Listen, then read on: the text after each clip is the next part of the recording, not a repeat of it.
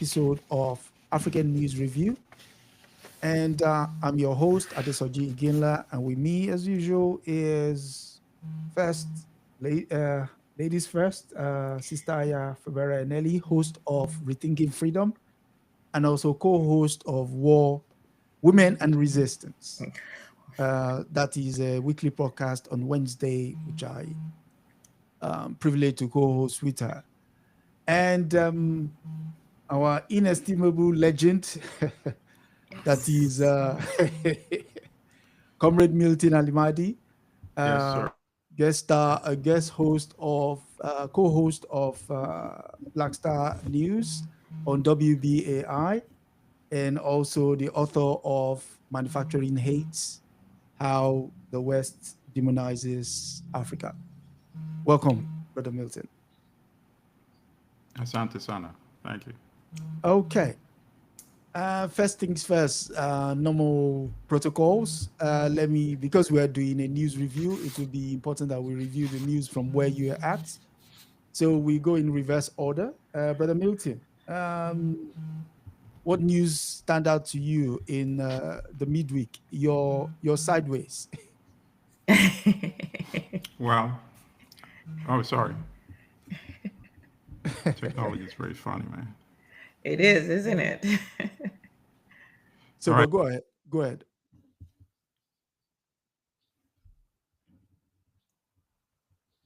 Or you want to go before Brother Milton comes back? Sure. Yeah. Well, greetings, everyone, from hot and muggy Texas. I'm in Central Texas in the United States. And our governor has called a special legislative session, and their primary goal is to redraw the electoral maps in Okay. Texas. It's usually something done every 10 years after the census, but they've decided after redrawing it 5 years ago and racially gerrymandering it. In fact, I was part of a lawsuit against the state for the racial gerrymandering because my district was redrawn to become a donut. So what they did is they came to in the middle and they Scoop. carved that out, scooped that out, and you can imagine who lives in the middle. Just use your Okay. imagination, Mm-hmm, mm-hmm. and then added them to a district that is 90 something percent white, thereby diluting their votes, and Mm. then inputting another pretty much all white district into what we used to be. So it's a donut and then another piece somewhere, and then a piece taken out of our donut and put somewhere else, which makes it harder for, as we talk about democracy, for people of color to actually elect people who Who will care represent? about Yeah. our needs, who really Mm. represent us. So they did it just 5 years ago, and that evidently is not good enough for them, their Lord and Master Trump, and the people that are controlling him, because he is also being controlled, have decided that they need to come for our Green seat, Representative Jasmine Crockett Crockett. Yeah. seat, and some other seats. And so he has called a special legislative session. This is outside of the regular one, so that they can continue with their corruption and their Mm. dismantling of the rule of law, really, and people's rights to representation. Mm. Yeah. Okay. So that one is a watch and wait. But a quick question: Are you? I mean, you said there is a lawsuit. What's the chance of the lawsuit Oh yeah, bearing so fruit? we are in the fifth district. This is the district where the judges pretty much go with anything MAGA wants. You know, most things legally are tested in Florida and in Texas. The Texas Attorney General has made a name for suing Democratic presidents, Mm. and so we started the ban on abortion, and then it spread to the rest of the country. And so we filed a lawsuit, and the district court just kept chipping away. Okay, these people are not eligible to be part of the suit, and these people are not eligible to be part of the suit. And finally, in doing the legal analysis, we felt that it would be best to actually withdraw our suit as opposed to letting them make a legal determination, because that legal determination would be binding and it would probably be against us. And so rather than having a law specifically on the books, we decided to step back. However, there's a push right now to refile in a different capacity, and also there are hearings that are about to take place. And so the group that I'm involved with is actually training people on how to give their testimony at those hearings. But I've testified at a number of hearings at the Austin Capitol, which is the capital for the state of Texas, and the Republicans have a supermajority in both houses. So, you know, you go and you do your civil duty because it's important to continue to resist, but the chances of success are very slim, just given the majority that they hold. Okay, thank you very much for that update, Brother Milton. Just a quick synopsis of the story where you're at. Well, to me, what I find interesting is the way Brazil is standing up to the U.S. interference in its domestic politics. That, to me, is I think it should send a signal to other countries, because they don't want Brazil to prosecute Bolsonaro, who did exactly what Trump tried to do. In fact, in his case, right, he was actually planning assassination as well of the chief judge, who's now prosecuting the case, assassination of President-elect Lula, and some other senior judges. So now he's being tried, and it looks like the evidence is overwhelming and that he will be convicted. So as they come toward the D-Day in that court case in Brazil, the United States under Trump has been escalating its retaliation. Not really retaliation, because Brazil didn't do anything to the U.S. It's just interference, blatant interference, by insisting that they stop this trial. Otherwise, beginning August the 1st, they're going to slap a 50% tariff on every item coming to the U.S. from Brazil. And of course, Lula has using very diplomatic but strong language, said they won't allow the United States or any country to interfere in domestic politics, and that once those tariffs come into place, they will also respond accordingly. And I don't think the guy knows how important trade is between these two countries. You know, he just wakes up, you know, without knowing the facts or the repercussions. When the word trade, by definition, is that process. It's two-way flow. Yeah. So it's not only that Brazil exports to the U.S., the U.S. also exports to Brazil. You know, so I want to see how this. And Brazil, of course, is taking the lesson from China as well. When the U.S., what was it, 50, and then at some point close to 100% tariffs, and you know, China retaliated and stood ground, and the U.S. had to negotiate its way out of that process. So this, to me, is a very interesting case. Thank you, thank you, thank you. Okay, that's it. We go to the news representing Africa in the Western press, and you both touched on the idea of democracy or how it's viewed in certain parts of the world. For our first story, we go to the BBC, and BBC has a story on Cameroon, and it says, the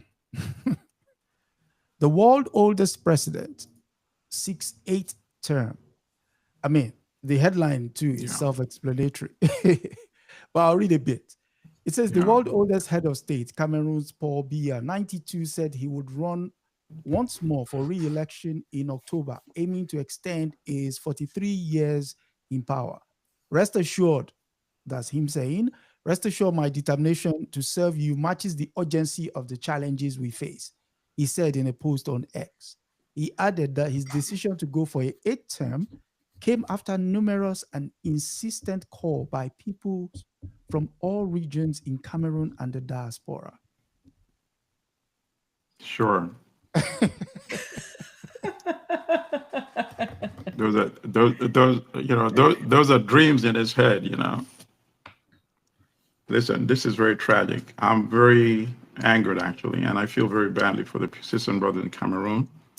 I've interviewed a Cameroonian sister. I think on one occasion, you may have been on that episode as well, on WBAI. I've interviewed her many times.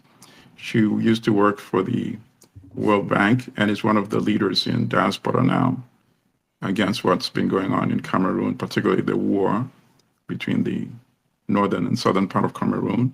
So I really feel strongly for the people of Cameroon because obviously, you know, coming from Uganda, where we've had a dictator since 1986 as well, I can relate to what they're going through.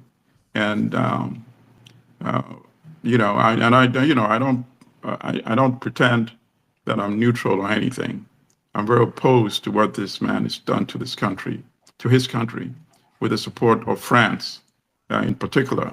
And I will be editorializing. I will be doing more interviews to denounce this. And I hope there's some way to prevent it from happening. But since October is already around the corner, you know, it may be difficult, but it's a campaign that I think as many Africans as possible should join against this really abhorrent condition that this man has imposed on Cameroon. Okay. Sister? First and foremost, black don't crack because because 92, we're, I mean, the guy looks great. His wife is, I think, 54, 56 years old. And this is his second wife.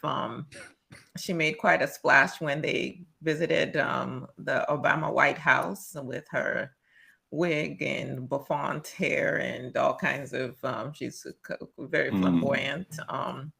Prides herself on wearing the latest designers from Europe, of course, because Cameroonians don't provide any designs worth talking about or promoting. But he is, I would say, the quintessential post-colonial technocrat groomed within elite French institutions. So we come back to education and how our miseducation continues to show up and impact us. And once you control people's minds, they don't have to actually be president in Cameroon. They can still be running Cameroon. So just to get an understanding of who this man is, born in 1933. Now, mind you, something like 60% of Cameroonians are under age 25. So this man probably doesn't even have the words to have a conversation with the vast majority of the people that he's quote unquote ruling over. Correct. But he was trained, of course, in France. I can't even pronounce all these names because I don't speak French, unfortunately. He studied at the École Normale Supérieure in Paris. He earned a law degree from the University of Paris, of course, European law, which is not about justice at all. And then he attended a colonial administrative training school in France. Imagine that. Yeah, I would like to see the curriculum for the colonial administrative training school. I know it's in the archive somewhere. What do they teach them? Ayikoama may have something to say about that. Upon returning to Cameroon, right after their quote unquote independence, which we shouldn't even use that word. African countries besides Ethiopia are not independent. He served under the first president. So Cameroon in its entire history of quote unquote independence has had just 2 presidents. Yeah. Okay. So first he started as director of cabinet in the Ministry of what? National Education. Because now he's going to take his post-colonial administrative training and he's going to train some minions for France. And then, of course, he did such a great job that he was promoted to Secretary General of the Presidency, where he served from 1968 to 1975.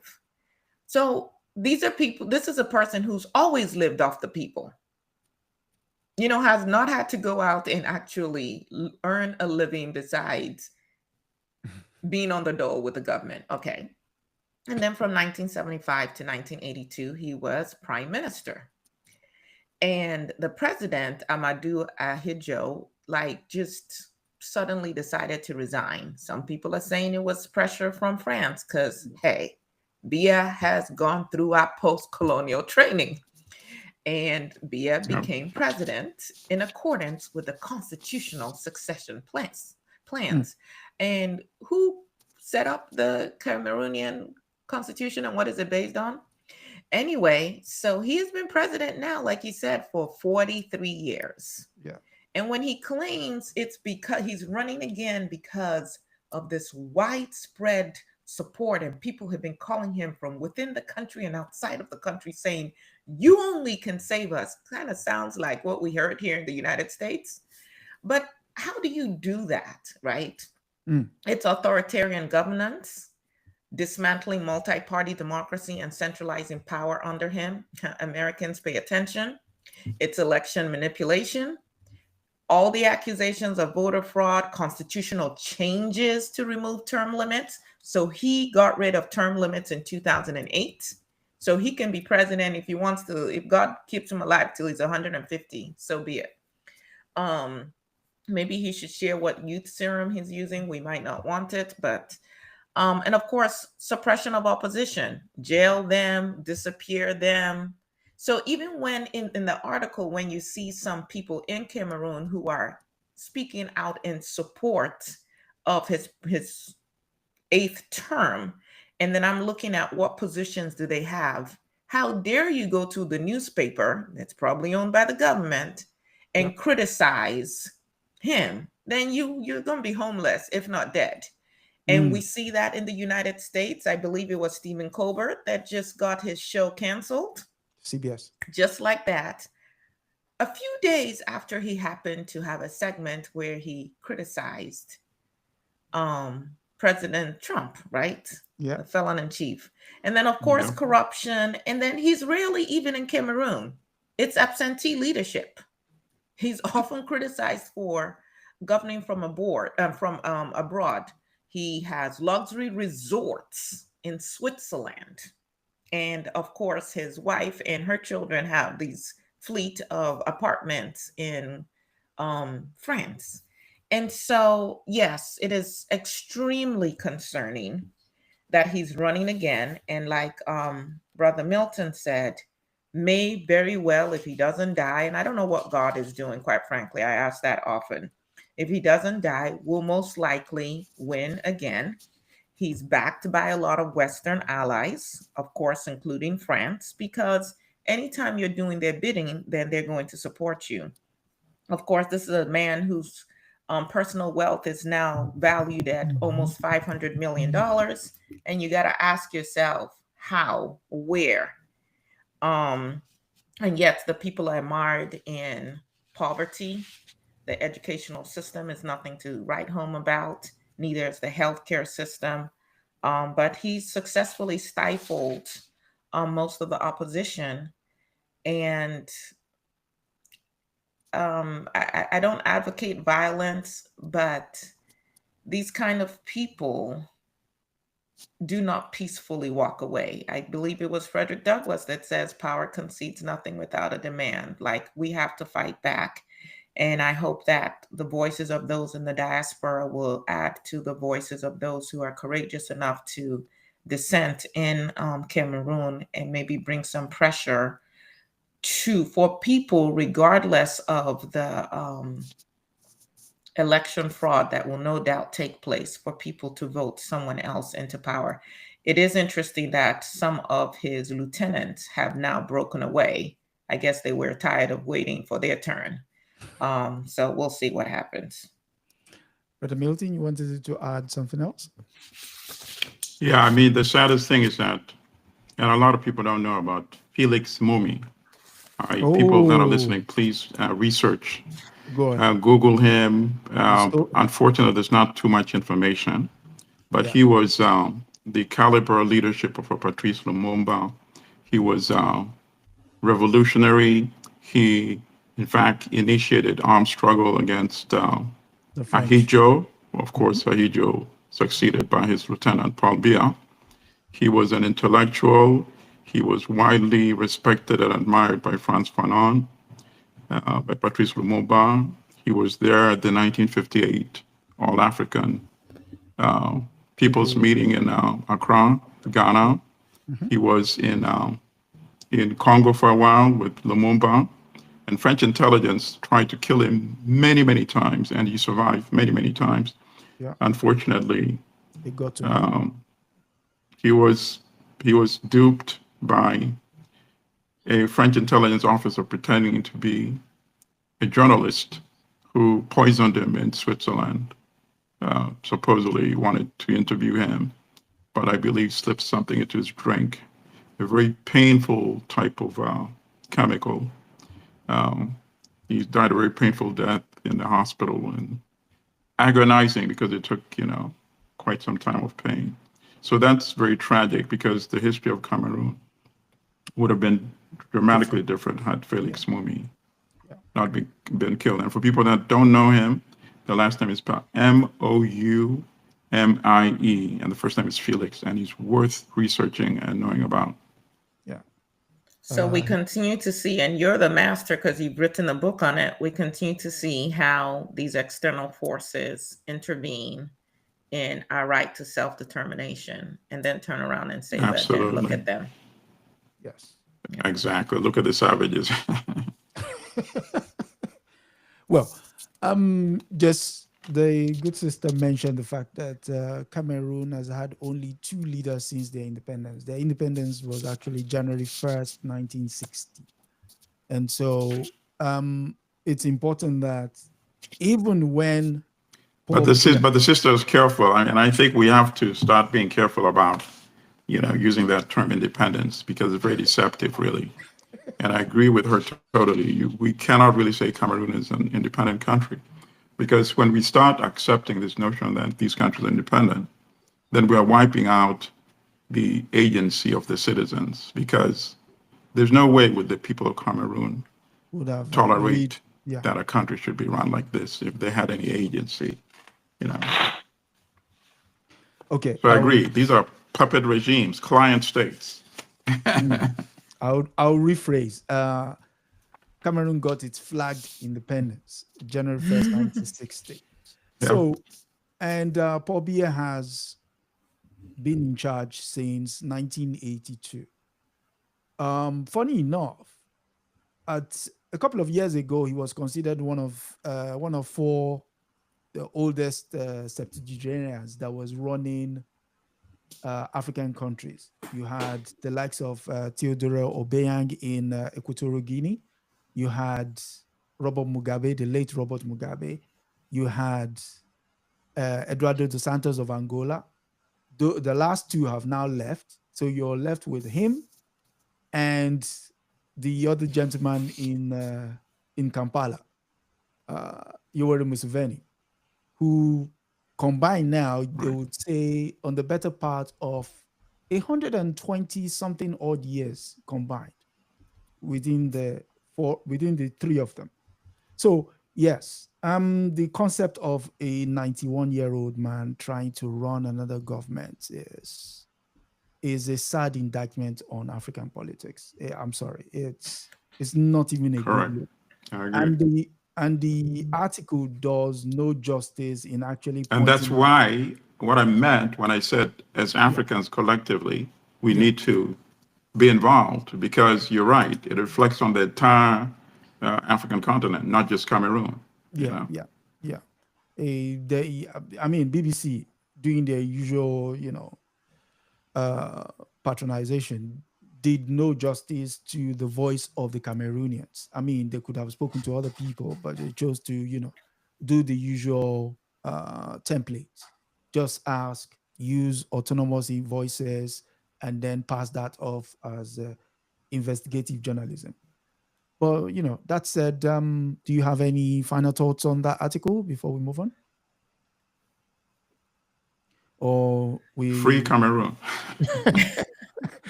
For a while there, I told you were going to say, hopefully he wins the. But yes, free Cameroon. I think the people of Cameroon are determined. They'll do the right thing. Oh, and at this point, I'm being very deeply influenced by Nina Simone, because I've been sitting with her this entire weekend. And the word that just keeps coming to mind, and now I'm seeing Kwame Ture as well, is revolution. We need an African revolution. We desperately need an African revolution. I mean, with the demographics currently, this crop of present crops of leaders, they're on a ticking time bomb, as it were. Yeah, but we hope and pray. We hope and pray that it doesn't have to come to that, because we can see the machinations already building up in Kenya. You can see them, the youths have taken to the streets. All you need is something else to trigger the Cameroonians for them to come out and decide, listen, old man, you either need to keep whatever it is you've stolen, or, we're going to do we're going to take some level of justice against you and those who have, because I think he's being held hostage, really, because I don't think in his right mind he has the mental capacity to do such a thing. But, that's it. We go on to the next story, and this is from Brother Milton's best paper, the Financial Times, and it reads, it says, how mining companies are adapting to newly assertive African states. I think the headlines even says it all. Global race for critical minerals has emboldened countries to demand more control of their resources. Is that a bad thing? Malian helicopters landed unannounced at Barrick Mining Complex on Thursday and carted away gold, escalating a dispute between the parties and highlighting challenges facing miners as African countries assert more control over their natural resources. This trend spanned West and Central Africa's coup belt, that phrase again, that includes Mali, Niger, and Guinea, where military regimes have seized power in recent years, as well as elected governments such as in the Democratic Republic of Congo. Is that a good thing, or am I supposed to be... I don't know what to make of it. Let's go back and look at language. Yep. Malayan government helicopters landed unannounced at a Barrick mining complex on Thursday in their country, right? Yeah. And carted away gold. Right. Carted away. It looked like it stole, okay? Yeah, stolen. Escalating a dispute between the parties. What parties? A whole country and a multinational corporation that is extracting from us, looting us, and taking it over to their country. Okay, hold on. And highlighting challenges. That's very well summarized. Hold on. Challenges that facing minors, not challenges facing the African countries that they're stealing from. Not the fact that so much is being extracted and people can't eat while their land and water and everything is being polluted. All right. The challenges are on the minors. How dare you guys victimize the minors? As African countries, poor minors. Listen to this. Assert more control. Well, damn. Yep, I agree with you. The absolute nerve to want to control any of your resources. But it gets better. How dare you? That word? No, the next paragraph. No. Governments have also been emboldened. You know, it's like your little child coming to talk to you, and you're like, where did this little child get the hubris to talk to us? Emboldened. Yep. Do you understand? You're saying no to mom. How dare you say no to mom? Have you lost your mind? That's the look I give to my children. Like, have you lost your living mind? Do you know who you're talking to? Yeah. No, you captured it perfectly. You captured it absolutely perfectly. Every aspect of it every sentence of it. You know, there's no need to read any further because the language is very, no, but I hope that listeners were paying attention because the language, if you're not trying to detect it, then it looks like it's just benign and you fall for it. How dare you come and just hijack gold that belongs to this foreign mining company? What's wrong with you, you African government? You don't provide protection and security to these poor mining companies by coming with a helicopter and just, without any warning, taking away their without gold. giving us a chance to and 99% country first. Sorry. I said absolutely. 99% of the people would not read it the way you just broke it down. And that's a sad thing about it. And that's why it's important to have this kind of conversation. And we hope that people don't just come and listen. We hope that people go and apply that type of analysis to detect the words that they feed us with on a daily basis. Yeah. Because try to reimagine the scenario. A Nigerian mining company in England, and let's say England has gold. England doesn't have gold, but let's say England has gold.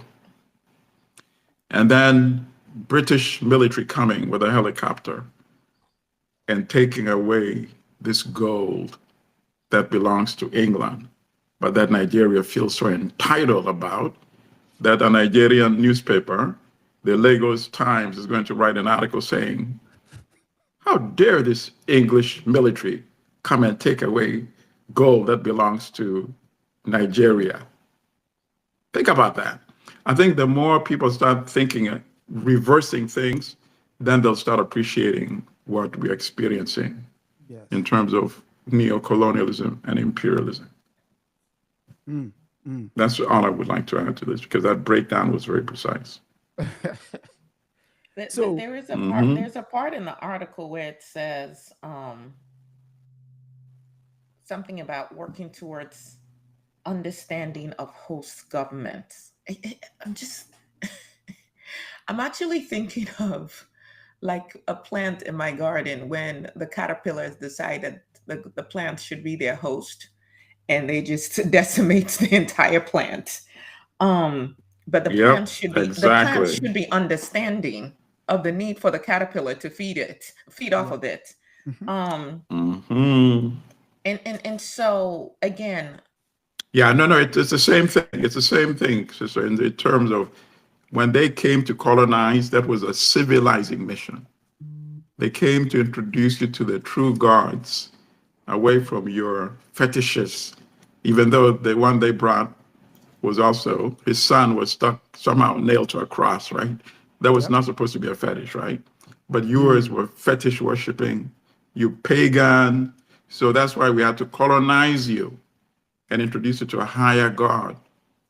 And by the way, along the process, we just happened to take your land away as well. We happened to turn you into cheap laborers. We happened to take away all your minerals to our country and then turn it into a manufacturer and force you to buy it. That was a civilizing mission. The same thing. How dare you step in the way of a foreign mining company that is trying to do good for you by stealing your gold? Well, but brother, I would say that commentary is kind of myopic. You have to look at the bigger picture, because we're only here on earth for a short period of time. But once you know Jesus, you get to live in eternity free. And in heaven, the streets are lined with gold. So you'll get the gold back later. And that will be for eternity.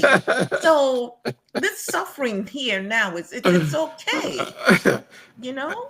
That's exactly what they said from the pulpit. You gotta look at the big picture. God, here. These people are good though. But we have to give them credit. They're good at what they do. Projecting their own barbarism on us. But and because we embraced it.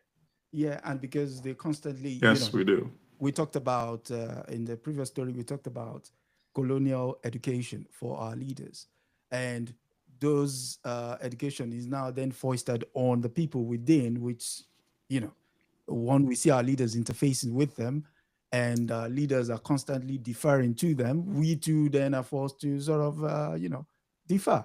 You can't question.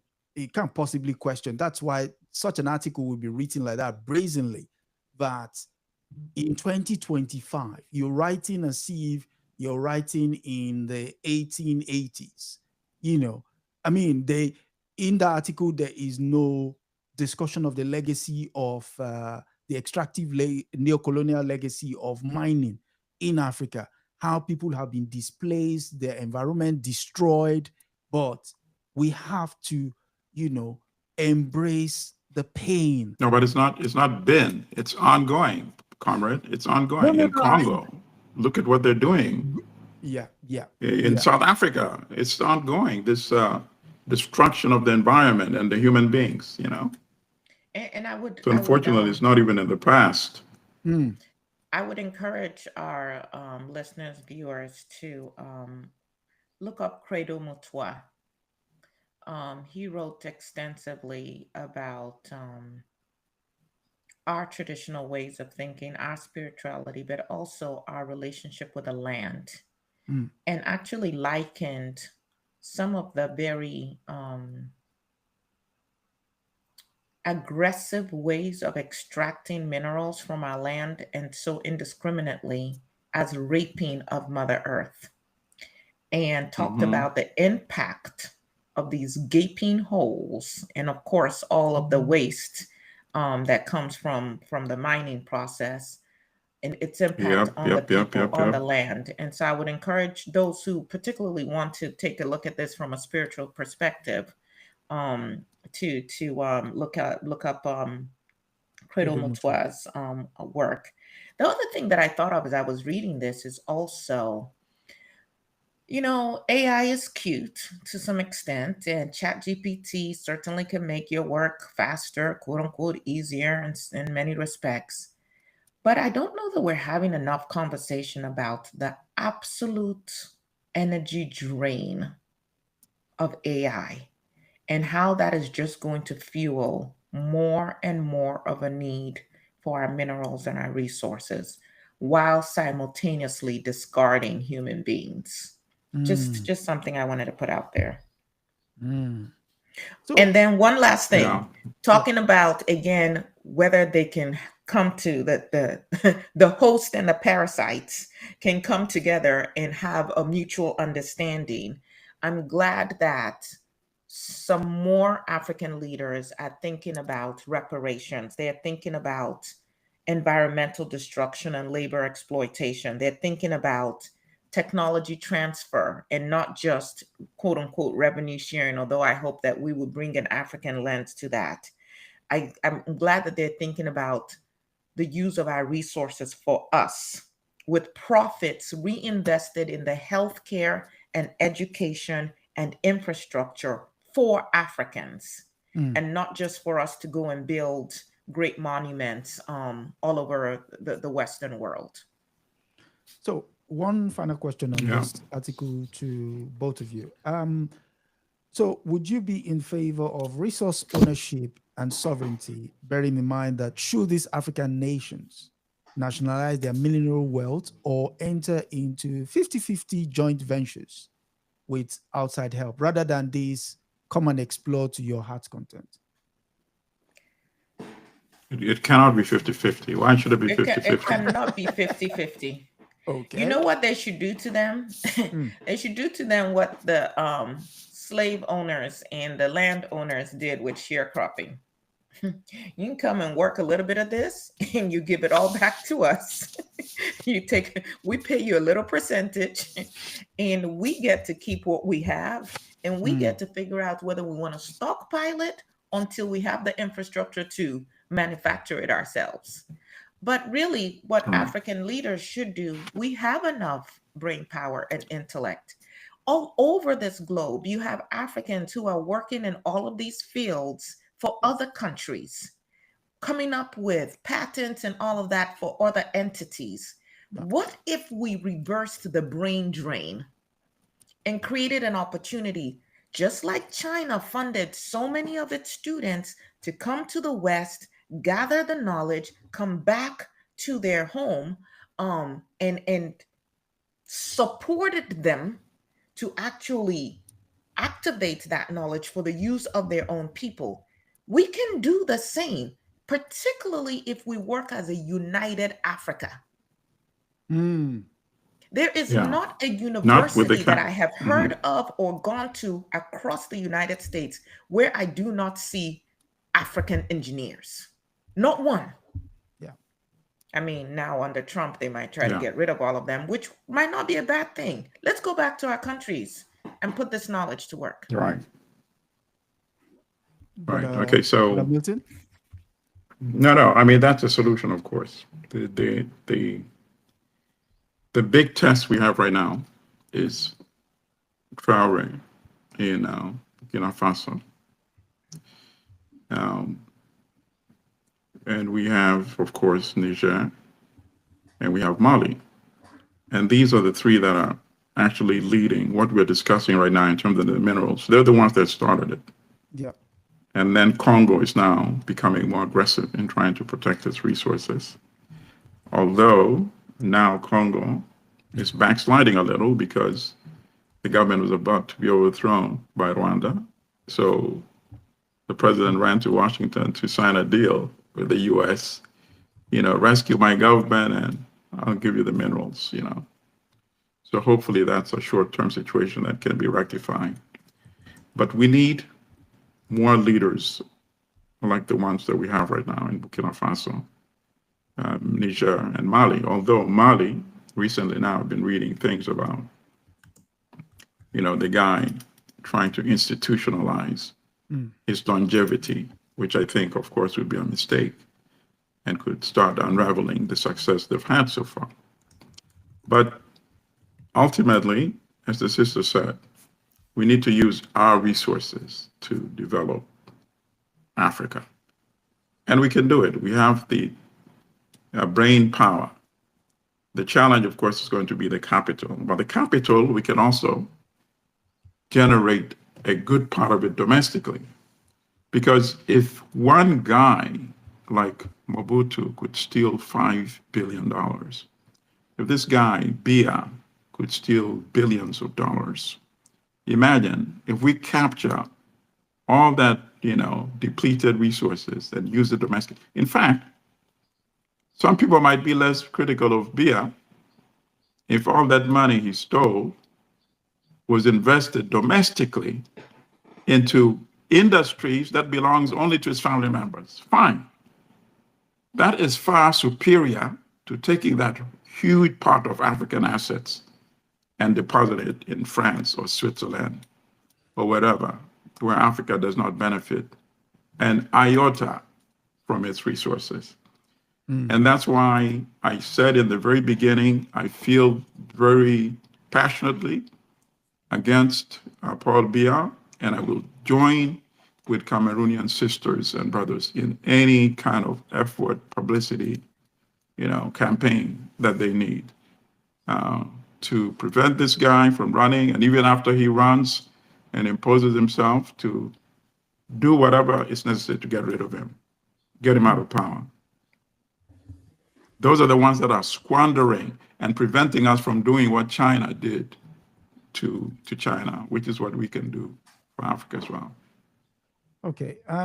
We often prefer solutions to problem on this channel with regards to the news articles we bring up. On the issue of Africa, having the wherewithal to take care of its own needs, we need not reinvent the wheel. Keep going back to this book, written in 1974 by Cheke Diop, Black Africa, the case for an economic federated state. All the solutions to Africa's economic and technical problems are in here. It was written in 1974. So the thing is, we just don't have leaders that engage with text, especially in light of the fact that while Chike Diop was around, he was sidelined by Leopold Senghor because he's much more well-known than him, and ego got the better of him. So again, the title of the book is Black Africa, the Case, the Economic and Cultural Basis for a Federated State.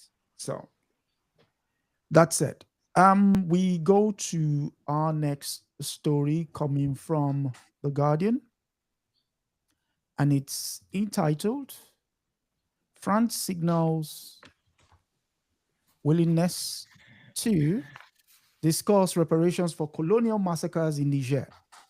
Exclusive French government says it's open to dialogue but does not acknowledge responsibility in letters seen by The Guardian. And more than a century after its troops burned villages and looted cultural artifacts in the quest to include Niger in its West African colonial portfolio, France has signaled willingness over possible restitutions, but yet to acknowledge responsibility. The June 19 response was given to a letter dated 2 months earlier from a UN special rapporteur working on a complaint by 4 Nigerian communities representing the descendants of the victims of the 1899 Mission Afrique Centrale, MAC, one of the most violent colonial campaigns in Africa. I mean, let me just give you an idea. In 1899, French officers led by Captains Paul Vollet and Julien Chanon marched trials as the African soldiers under their command were known through communities in present-day Niger. They killed thousands of unarmed people, looted supplies, terrorized local people into compliance. The next year, Niger was officially absorbed in the French Africa. I have come to establish an empire, they said. So, I mean, we've heard these stories before, but why should we think this one is any different? My question. Well, I think it's different because the situation is changing on the ground. Okay. Even Senegal has now asked, and it's now been implemented, for France to remove its troops. Senegal, which was one of the most... I think they have removed the last troops. The last troops just left. Yeah, that's what I said. They just did. Yeah, I said they asked, and it's now been implemented. So Senegal, one of the most conservative, the most neo-colonial, recently. Now it's not, with the new leadership. They're moving in a different direction now. So France is now realizing that it has very few partners on the ground that it can use to divide and rule. Now they're going to reckon with the accounting, which is a very good development, actually, because you still need their resources. You need their resources, but now you don't have your military garrisons in their countries to intimidate their governments. Meaning you actually now have to negotiate with them. And if you're now acknowledging historical crimes, it means you're acknowledging that you're going to have to negotiate with these guys. I would like to see some development similar to this in the former British colonies. You read my mind. In that respect. You read my mind. No, I think in that respect, really, the French former colonies, which we once derided, we used to say these are the most neo-colonial African countries. Ironically, over the last 5 years, they've made some radical transformations compared to the former British colonies. So that's why I think this is much more serious now. And to answer your question, I think it's going to be different from the past, because now if you want uranium from Niger, then you're going to have to listen to how much Niger is going to be asking for you to pay. And you won't tell Niger, you know what, I'm going to unleash the garrison on you, because the garrison is no longer there. I'm minded that Brother Milton would leave on the top of the hour. So we have to... No, let's finish the thing. Let's finish it. So I'm not going to run off. Okay. So, sister, you were going to say... I was just going to say, yes, that comment about, listen, time for the former quote unquote colonies of Britain to also rise up. I know, I see that the continent is awakening in a very different way. Yes. And perhaps absolutely. Technology in terms of social media is really pushing this. Yeah. I think when you see even how the Biden administration came against a little news media group that was here on YouTube and on other platforms and try to shut them down, when the gatekeepers no longer have complete control of information and how people access it, it becomes problematic, because a lot of what we're discussing are things that were not included in the curricula for any of these countries. Yeah. So many people living in those countries are not even, except for mouth to ear, they are not really aware of the atrocities that occurred or why their conditions are the way they are today. And of course, many people were silenced and so didn't even share those stories before they passed on. So for our listeners, hopefully they can go back and read the entire article themselves.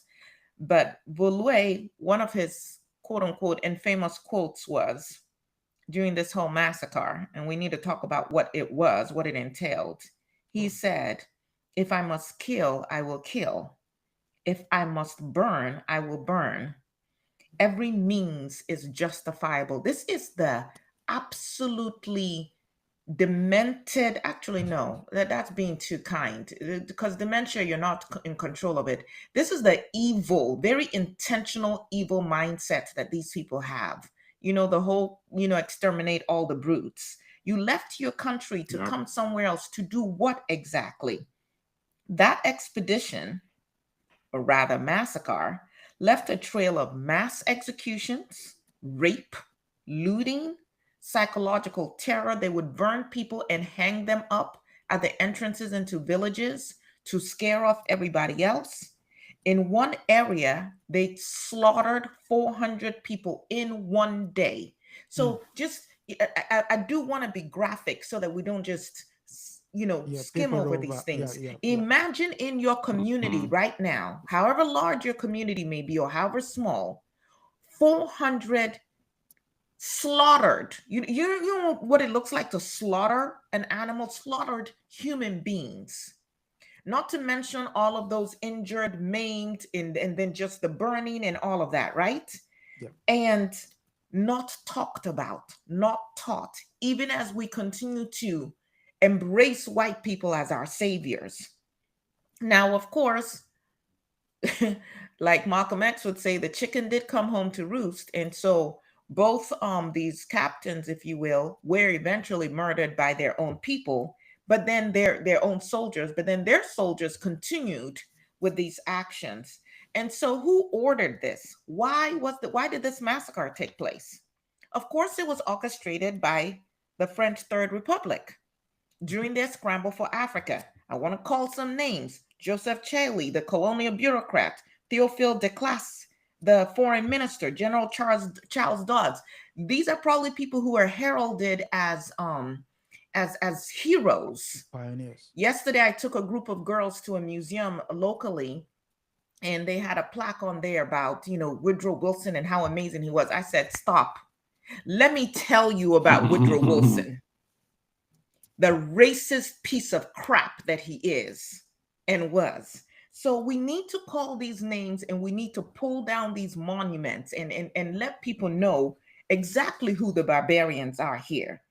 And why did France do it?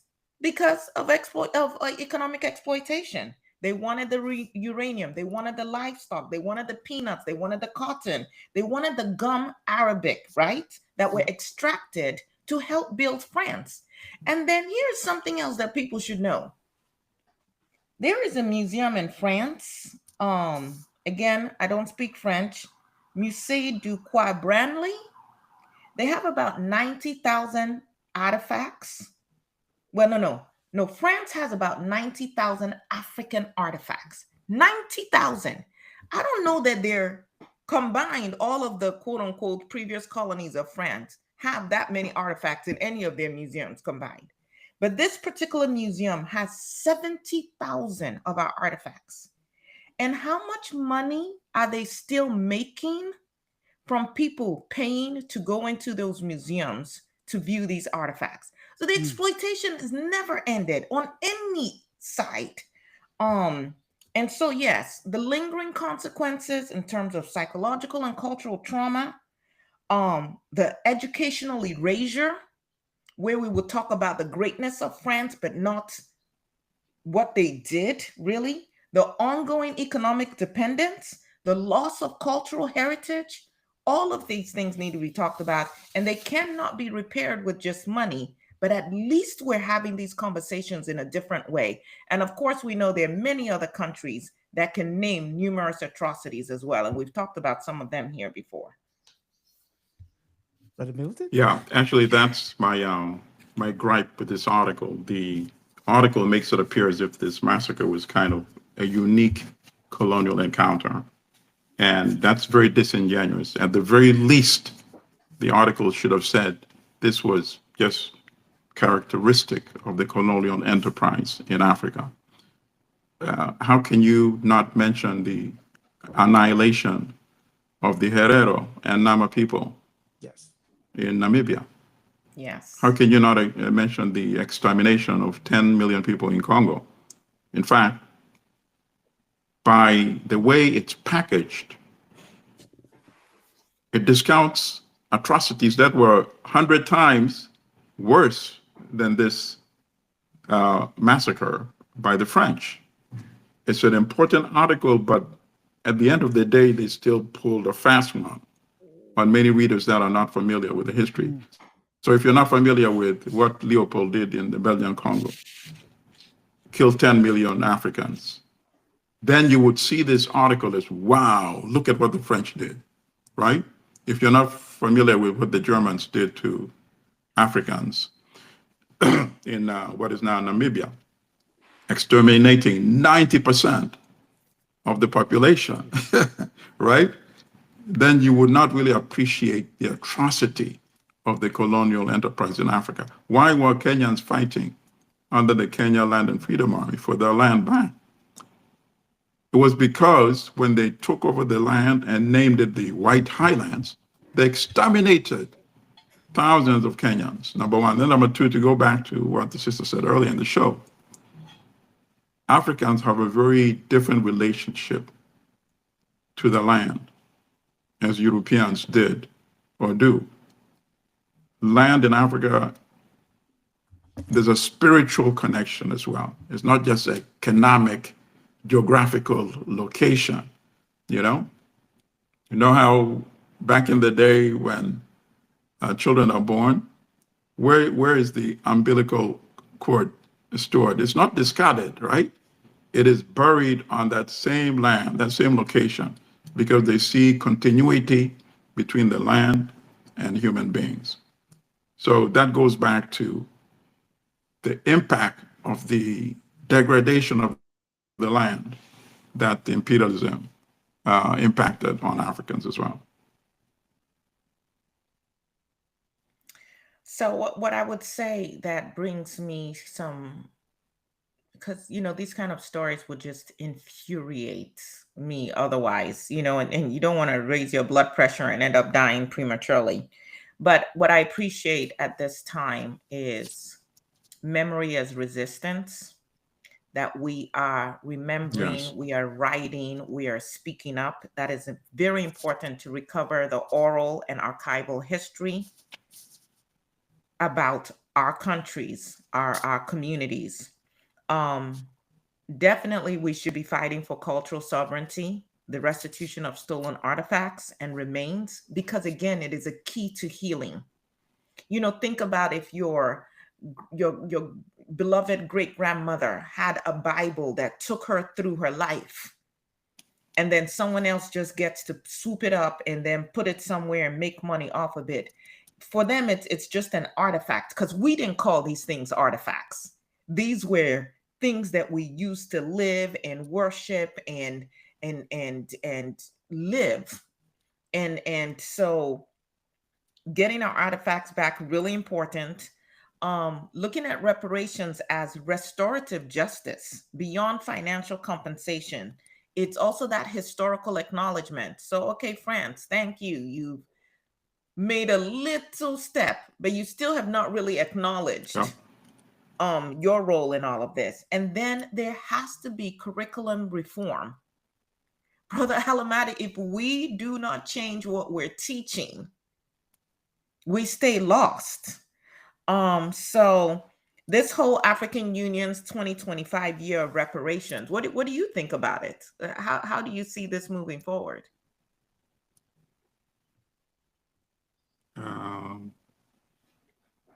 You know, an organization is only as effective as the membership and the leadership, correct? Correct. I think the African Union could potentially have been so much more impactful in terms of changing the relations between the continent and the rest of the world.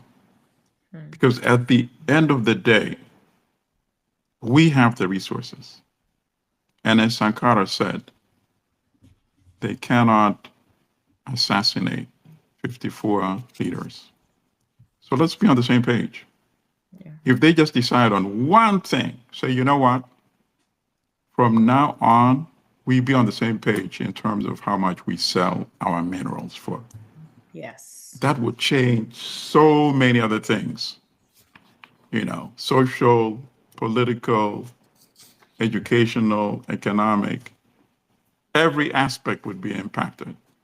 And that's where it starts, you know, because that, if you're on the same page on that, you can positively influence so many other things. The issue of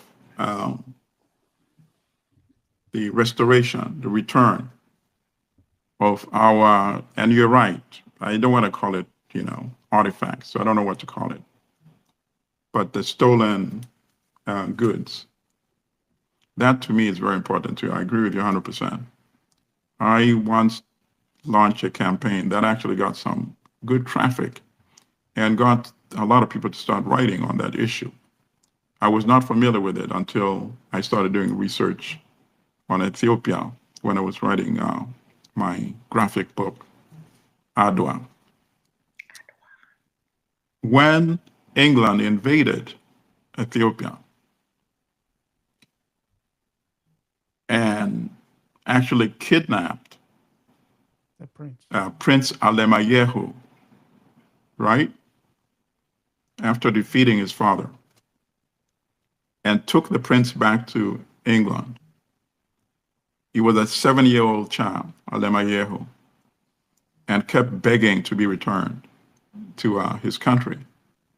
And along with the child, they also stole the imperial crown, jewelry, and I forgot which museum it is, but Adesoji knows. One of the museums in London has all these products. British Museum. But they never returned this child back home. He died, I think he was 19 or 20. And up to date, we're talking from the 19th century now, right? Yes. Ethiopia is demanding the return of the remains of this child.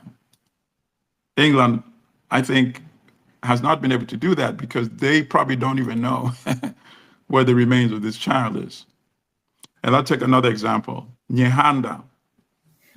Nyehanda, this woman general in Zimbabwe, fought against colonial penetration of Zimbabwe, fought against Cecil Rhodes in the late 1890s, was finally captured and executed along with some other of her followers. And her head was severed and taken back to the United Kingdom. Up to date, the people of Zimbabwe are still asking for the remains of this heroic general who inspired, by the way, the resistance against the Rhodesian regime, apartheid Rhodesia, by Joshua Nkomo and Robert Mugabe. They all, in fact, called it like Nyehanda phase 2 of the struggle, right? So these are the reckoning that needs to be done. And I agree with you. what the sister said in terms of the African Union could be such a powerful voice for a lot of these issues. You know, for many years I've been saying, and I think I mentioned this to Adesoji too, while every year while they have the annual meeting of the African Union, we in civil society, we should find a country which is willing to host a parallel conference of the civilian and civil society African Union process. And that will allow us to put pressure on the formal African Union. And in fact, the civil society African Union might end up having much more impact and influence in the future if the official African Union doesn't do what it's supposed to do. Brother Milton, what would it take for us to implement that? I think we should find a willing country and host the first one next year. This will grow because we are not the only ones frustrated by the lack of inertia. So when you say a willing country, you're talking about a willing African country? A willing African country would be better because then it would allow. Brother Traore. There you go. No, you may be right on the money, you know. Listen, it'll bring quote unquote tourism, money into the country, whatever. Of course, they could also then just send drones and blow us all up at the same time. But why not? I mean, it has to start somewhere. I mean, okay, so it has to start somewhere, and it needs to. It needs to. We're talking about the massacre of Africans, right, by a colonial force. And Brother Milton mentioned the fact that we have to understand that these things were not done in isolation. Majority of those massacres happened as a result of the Berlin Conference. And at the Berlin Conference, one of the key dictates in you being assigned a territory or what's the word? Dominion over a space was a term, a phrase known as effective occupation. Effective occupation meant you had to go in there and lay down the law, as it were. What was the law? The law was effectively use force to subjugate, not subjugate, the words, I'll use their colonial term, to pacify the population, you know, pacify the savages, ensure that they were basically subsumed under your authority. And suffice to say, in the course of doing this, you've mentioned Germany. You mentioned Herero and Nama in the, what's it called? In Namibia, Southwest Africa at that time, now Namibia. But we then lose sight of the fact that Germany also at some point controlled part of East Africa. You remember the Maji massacre, where 300,000 people were killed in 2 weeks. In 2 weeks. So that's 300,000 there. That's plus the odd 1-point-something million on the other side of the world. Now you bring in Belgium, which through Leopold got rid of, and I said got rid, we need to be explicit, massacred another 10-point-something million people. Some them maimed for life. You know, we've not even counted the ones maimed for life. Then you have the French, with their numerous expeditions, not just in Niger, but across the entire West Africa, in Madagascar as well, which is on the other side of the world, you know, still part of the African continent, but on the other side of the world. So much so that they still have a place that they still considered part of their territory, which is about 600, 700 miles away from France. And lest I forget the British, the ones with the smile and, you know, the curtsy. The expeditions within the space that we know as Nigeria alone are not less than 7. The most famous of which is the Mini expedition, where they, you know, leveled the place, you know, destroyed all the artifacts. Some of the most, some of the best architectural pieces that even those that came before them marveled at were laid waste to. Now you have all of that sitting in the British Museum, and they expect us to go there, to go and look at these things in places that they do not belong, and expect us to lord to them. What would be my solution? My solution would be, first of all, we need to revamp our curriculum, the educational curriculum. If the kids don't know about this stuff, when we talk about it, it seems as if it's magic, but these things are well documented. Outside of the space where it is very important for them to know about it. So, so what are we doing in that terms? Make books familiar. Some kids within the African space don't even know about the transatlantic slave trade. They don't know about the trans-Arab slave trade.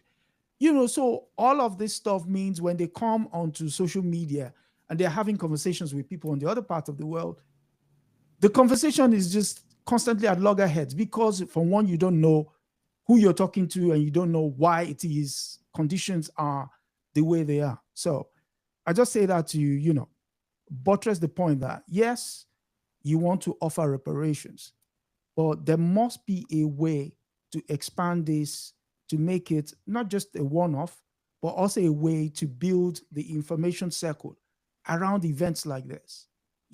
This massacre was not a one-off, and there will be more that will still come up. So I just say that to say, if people need, what's it called? A reference point, I always go back to the books. This book was released in 2024, titled 15 Colonial Thefts, A Guide to Looted African Heritage in Museums. The bedrock of most of those stuff are massacres and expeditions. So the book is written by, what's his name? Two of them, actually. It's edited by Sela Ajay and Yamalako. They actually start during the pandemic. They actually started chronicling all the stuff, British stuff. I said British. All the African artifacts that were in the European museums. So that's one for the ages. So any final thoughts on that story before we go to the last and final one? Okay. Not on my end. You've been drained by the French. So the final story, we have to give kudos to, again, The Guardian, but this time it comes from the United States. So I have the right people in the house to talk about it. U.S. border czar says he doesn't know the fate of 8 men deported to South Sudan. Men from Mexico, Cuba, Vietnam, Laos, and Myanmar were removed from the United States and flown to the war-torn country. That's the man, Tom Homan. Tom Homan, the U.S. border czar, said he does not know what happened to 8 men deported to South Sudan after the Trump administration resumed sending migrants to countries that were not their place of origin, known as third countries. They are free as far as we are concerned. They are free. They are no longer in our custody. They are in Sudan, Homan told Politico on Friday. Will they stay in Sudan? I don't know. Administration officials said the men had been convicted of violent crimes in the U.S. and only one of the 8 reportedly had connection to South Sudan, which recently emerged from a civil war. The others included 2 people from Myanmar, 2 from Cuba, and 1 each from Vietnam, Laos, and Mexico. South Sudanese authorities said on Tuesday the men were in custody in Juba, under the care of relevant authorities who were screening them and ensuring their safety and well-being. So I suppose the question is, since when did people lose their sovereignty to the point that they can be imposed on? And what does this deportation mean for African countries and the like?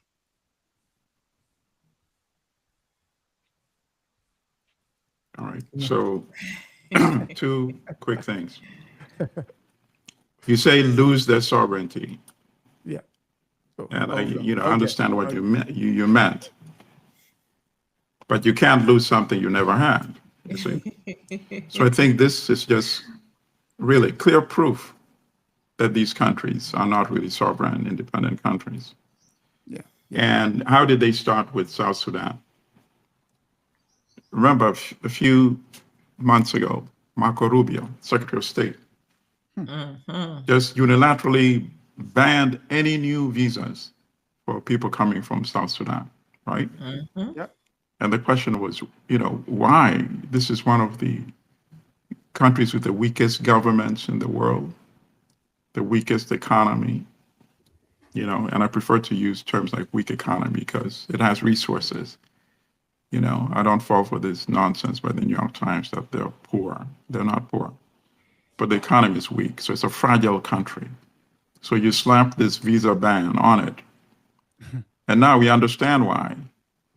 Because now when you come with a deal like this, it's an offer that South Sudan cannot refuse because it's weak and it was further weakened by the imposition of that unilateral visa ban. And, sadly, obviously, we're going to see more of this. Nigeria happens to be much stronger than South Sudan. And that's why Nigeria was able to say, no, we're not going to take these Venezuelans. South Sudan is not sufficiently strong to make that kind of statement. The government is already very wobbly, and it may still eventually collapse anyway because of the internal issues they have right now. But at the end of the day, it's going to take, you have to resist. That's the only way that you can resolve the situation. That's why I started off by talking about Brazil. What Brazil has done, hopefully will inspire more countries. What Nigeria did in refusing the Venezuelans, that might inspire more African countries to do the same. And if they all start doing it, and I keep talking about collective, we talk about this all the time, but that ultimately that is the best solution, really.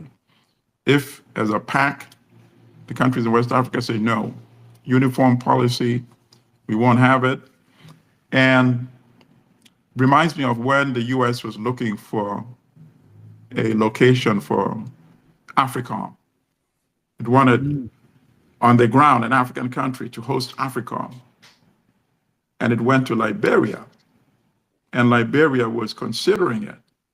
And that's the one instance where I say Nigeria used this local regional might appropriately. And one Liberian said, no, we won't tolerate it. And if you allow AFRICOM to be based there, you'll pay a price. So that's where Nigerian imperialism was very effective and very called for at that moment. So we need to have those type of approaches. No one of these countries will accept, this is nothing new. Under Obama, they used to call this rendition, right? It's very similar. So you say you won't accept rendition, otherwise you'll be consequences for it. So once they have a uniform regional solution, then then the US might at some point start thinking twice before they start doing this. But now, so long as South Sudan is saying, okay, there's going to be a lot more dumped to South Sudan. Brother, can you pull up that article again, please? Oh, bear me a second. Let's look at the text. Bear me a second.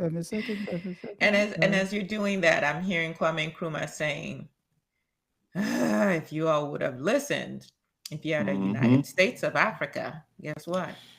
You could not single out any small group and bully them. America, Trump, America, just big bullies. But let's go to this article.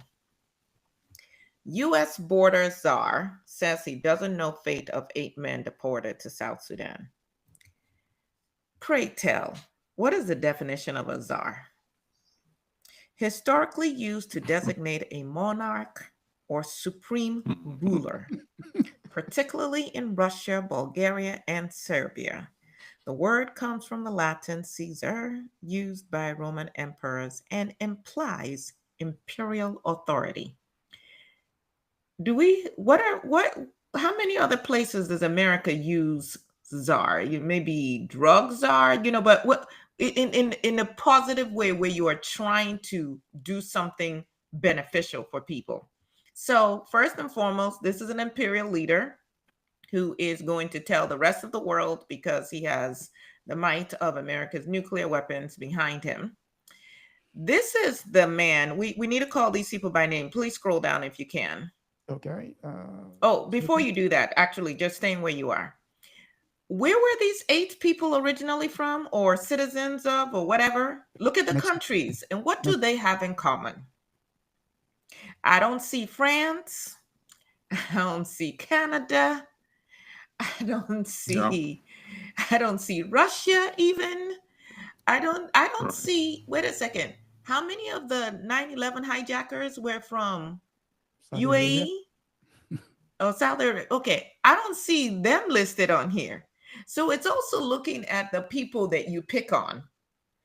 Mexico, Right. Cuba, Vietnam, Laos, Myanmar. Okay, so for anyone who wants to do this, which I encourage you to, now go and study our history with those countries and particularly look at the struggles America has had with those countries. But let's carry on. And then, of course, they say flown to a war-torn country. So you already know this. All right. So people should know Tom Holman. And if you practice any kind of form of spirituality where you can harm this man, I'm not putting any ideas in your head. But this is the same guy who orchestrated the separation of children from their parents. Yeah. The cruelty is the point.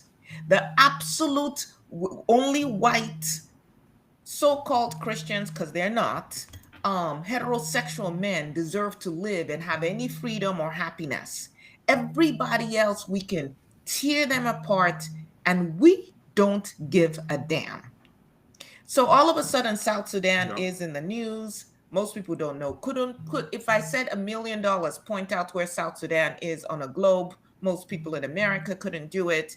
But we're going to send people to this place, and we don't care how they're doing. Now, what are the laws in South Sudan for people who have committed the crimes that these men have committed or were accused of committing? Because I don't even know what kind of legal representation they had. Okay. I do know that one of the men was 17 years old when he was convicted of murder. So in America, he's still considered a minor unless they tried him as an adult, and he's not eligible for the death penalty. We like to talk about being able to, what's the word that I'm looking for? Rehabilitate people. So he was 17 when he committed this crime. Now you're sending him to South Sudan. I'm not making a case for these men as individuals. I'm looking at the precedent this sets. And today it's this group, and tomorrow it could be someone who looks like you or someone who's a friend or a relative of yours. Because once you start eroding the laws, it's done for. Where did this whole notion of third nation come into play? It was actually supposed to be for asylum purposes, not for deportation, not for punishment. But if you look at the laws in South Sudan, for the crimes that these men have been convicted of committing, in South Sudan, they are punishable by execution, by firing squad. So when he says, hey, we've dumped them, we don't know what's going on, and quite frankly, we don't give a damn. These men could experience whatever. Now, of course, the other extreme of it, because I do not put anything past this country, is that you're actually taking people and putting them in another country. Of course, those countries, whatever strong armed have accepted them, that may eventually become cells, leaders of cells that could create a lot of problems domestically for these countries. I mean, that's a whole other notion to it. But just in terms of historical parallels in America's cruelty, some may remember the St. Louis incident in 1939. The U.S. turned away the MS St. Louis, a ship carrying over 900 Jewish refugees fleeing Nazi persecution. Of course, many of them were later killed in the Holocaust. It was a government prioritizing political calculations over humanitarian responsibility. And that's what we see happening here. We saw it with the Japanese internment in 1942 to 1945, with over 120,000 Japanese Americans also enter. Again, it's, hey, we're just going to forcefully relocate, incarcerate you. Yeah, like later we acknowledge it was unjust. There was some reparations. But again, it's this overreach that strips individuals of their rights under the guise of national interest. Because, right, that's what MAGA is doing, is making America safe. We've seen it with the renditions like Brother Allimadi brought up in 2000s, where the CIA would transfer detainees to foreign countries for interrogation. So all the ways that they circumvent the law. And what I'm telling people who are listening is, yes, you may not care about these men. Yes, they may be violent criminals. But once you set precedent, then you can start applying it to more and more and more things. So there are all kinds of, as an attorney, there are all kinds of laws that are being broken here, at least from what I studied in law school. Whether you look at due process under the Fifth and 14th Amendment, or you look at cruel and unusual punishment under the 8th Amendment, I think there's a violation of international law here. Clearly. Because the U.S. is supposed to be a signatory to the International Refugee Convention, which prohibits refoulement, returning individuals to countries where they may face harm. What is going to happen to people being transported to a prison in a war-torn country with no resources? Well, with plenty resources that they can't utilize for themselves. So all in all, I look at this and I say, yeah, big white man standing in front, czar, I'm imperial, I'm all powerful over you black and brown people. And some people cheering, some people saying, well, I'm a foundational black American. Yeah, kick them out. This has nothing to do with me until they come for you. But this definitely marks a significant shift in U.S. immigration enforcement, away from humanitarian principles, if we ever had any, because of course under Biden we saw the Haitians being whipped with chains, with immigration officers on horsebacks. But if this is not challenged, if it's left unchecked, very dangerous precedents being set here. Yes. Hopefully Africa doesn't become a disposable destination for the unsavory characters of the world. Well, it's been a disposable destination for all their trash. How much of Europe and America's trash is floating or is in our soil? So yeah, why not their human trash as well? I'm trying to live on an optimistic at the end of the day, Conrad, at the end of the day, this is our struggle. I mean, the U.S. will do what imperialism has to do, and has always done. Yeah. If we don't do the kind of analogy I gave, where Nigeria won Liberia, if you do this, you're going to pay the price. Yeah. Why should the U.S. stop? When we have so many compromised, corrupt leaders who have no principles at all. We need a few to set the precedent. Otherwise, I agree with the sister, absolutely. This is going to be something that is unstoppable. Yeah. Well, can I share something a little positive then? If you want to leave on a So the song that has been playing in my head through this whole broadcast is Harold Melvin and the Blue Notes, Wake Up Everybody. And I'm not going to sing it, but I'm just going to share some of the lyrics because they're so appropriate. Wake up everybody, no more sleeping in bed, no more backward thinking, time for thinking ahead. The world has changed so very much from what it used to be, maybe not quite, but there is so much hatred, war, and poverty. Wake up all the teachers, time to teach a new way. Maybe then they'll listen to what you have to say, because they're the ones who are coming up and the world is in their hands. When you teach the children, teach them the very best you can. Wake up all the doctors, make the old people well, because they're the ones who suffer and who catch all the hell. But they don't have so very long before their judgment day, so won't you make them happy before they pass away? Wake up all the builders, time to build a new land. I know we can do it if we all lend a hand. The only thing we have to do is put it in our minds. Surely things will work out. They do it every time. And of course, those who know the song, there's a whole chorus that goes along with it, but just ends up with wake up. Wake up. We all need to wake up. Yeah. Speaking of waking up, next week we're going to further wake up the spirit of Thomas Sankara. So next week we're going to be talking about the lives and times of Thomas Sankara, the Burkina Faso Revolution, 1983 to 1987. So join us for that. And on that very positive note from the Melvin and the Blue Notes, and the idea that we're going to speak to the people's captain next week. Brother Comrade, any final thoughts? Yeah, our listeners who plan to join that conversation, if you haven't watched the documentary, go to YouTube. Yes. Thomas Sankara, The Upright Man. It's only 50 minutes, so it'll give you a good synopsis of the life of this exemplary African revolutionary. Yes. A luta continua. Victory assert. Sister? Oh my God, the blackness. I would leave you with... The struggle continues. The struggle continues. I would leave you with the thoughts of Kwame Nkrumah. Africa must unite or, perish. So, thank you all for coming through. I hope it's been a wonderful experience as it's been for me this week. This conversations, gives me hope that there is positive thoughts out there, and there's a way around all the problems that we face, and it doesn't have to be so. And so, until next week, it's good night and God bless.